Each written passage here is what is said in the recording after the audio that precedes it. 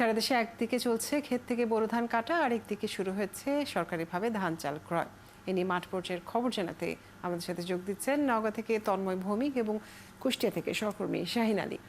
প্রথমেই জানবো নওগাঁর খবর। তন্ময়, নওগাঁর কত শতাংশ জমির ধান কাটা হয়েছে এ পর্যন্ত, এবং এবারে এই জেলায় কি পরিমাণ চাল উৎপাদন হবে বলে কৃষি বিভাগ জানিয়েছে? ধন্যবাদ কাজরি। আপনাকে জানিয়ে রাখি, নওগাঁয় এই যে চলতি বুড়ো মৌসুমে 1,92,000 হেক্টর জমিতে ইরিবোরো চাষ করা হয়েছে। এখান থেকে কৃষি বিভাগ যেটি জানিয়েছেন যে 8,08,000 মেট্রিক টন চাল উৎপাদন হবে। এবার মোটামুটি ধান ভালো হয়েছে, যদিও কিছুটা পানির সংকট অর্থাৎ বিদ্যুৎ ব্যবস্থা সঠিক সরবরাহ সঠিক না থাকার কারণে কিছুটা ক্ষতি হয়েছে। তারপরেও মোটামুটি আশা করছেন কৃষি বিভাগ যে 8,80,000 হেক্টর জমি 800 মেট্রিক টন চাল উৎপাদন হবে।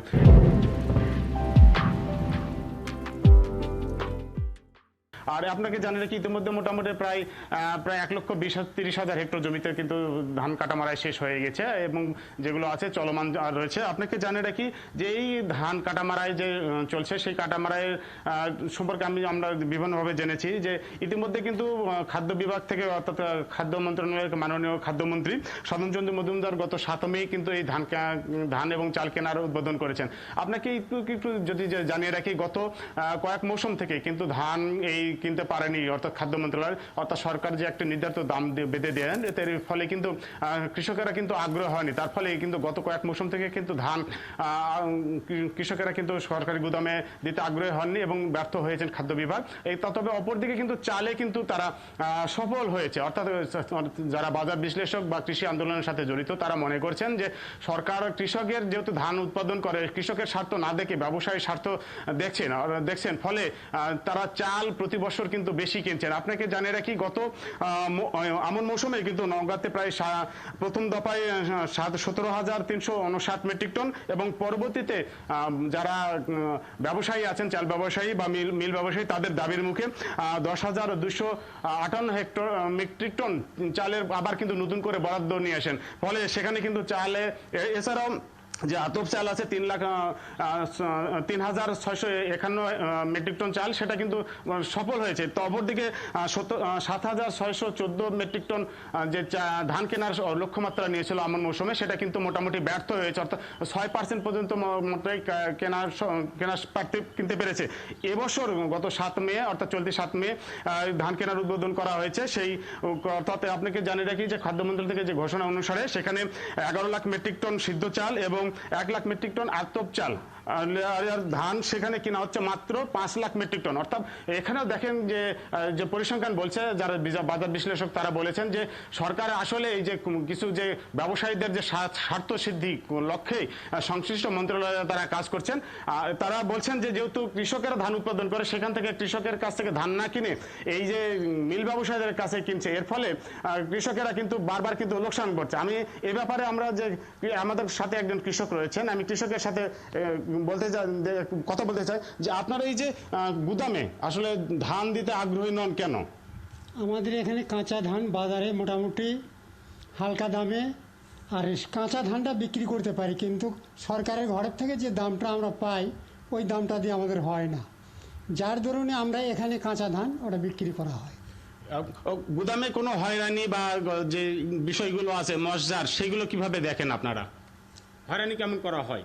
বিভিন্ন সময় যে অভিযোগগুলো থাকে, বিভিন্ন অভিযোগ থাকে। সরকারি যে বর্তমানে আমরা যে ধানটা নিয়ে যাব, ওখানে দিতে হয় শুকনা ধান, আর আমাদের এখান থেকে কাঁচা ধান বিক্রি হয়ে যায়।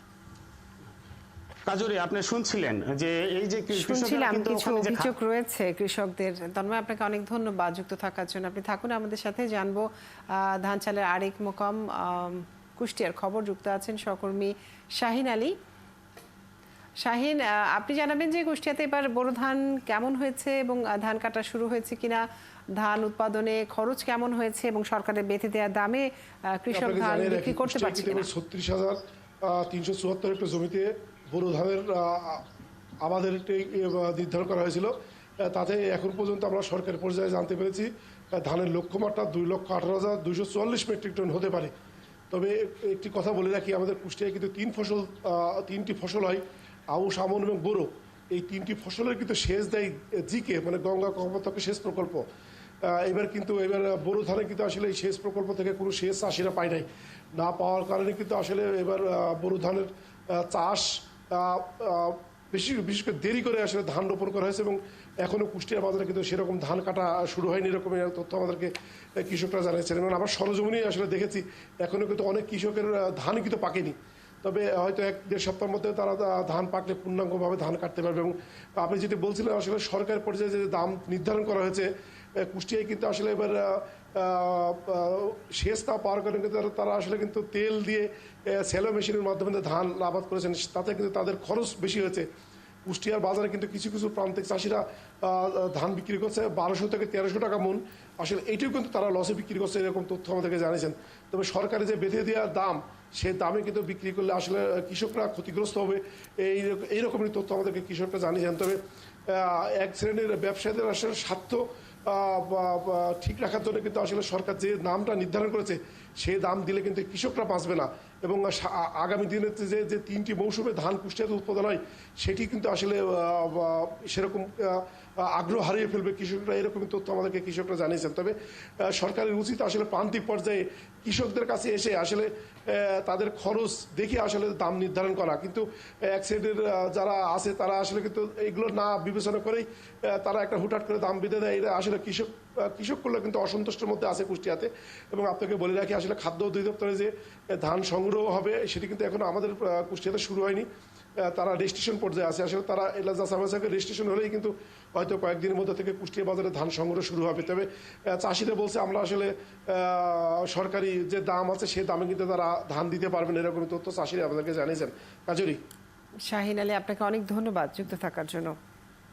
দর্শক আমাদের সাথে যুক্ত ছিলেন সহকর্মীরা, জানাচ্ছিলেন ধান চালের বাজার